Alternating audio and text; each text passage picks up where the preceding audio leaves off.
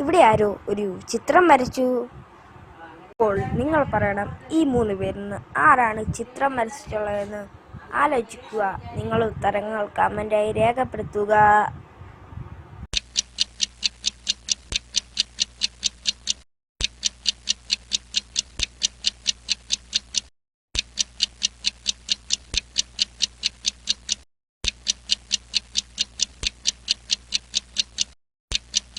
വരൂ, ഇതിന്റെ ഉത്തരം നോക്കാം.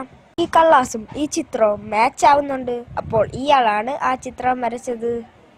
ഇയാളുടെ തലയിൽ ആരോ കല്ലെടുത്തെറിഞ്ഞു. ദേഷ്യം വന്നു. അടുത്ത് 3 പേരും ഉണ്ടായിരുന്നു. അപ്പോൾ നിങ്ങൾ പറയണം, ഈ 3 പേരിൽ നിന്ന് ആരാണ് ഇയാളുടെ തലയിൽ കല്ലെടുത്തെറിഞ്ഞതെന്ന് ആലോചിക്കൂ. നിങ്ങളുടെ ഉത്തരങ്ങൾ കമന്റായി രേഖപ്പെടുത്തൂ.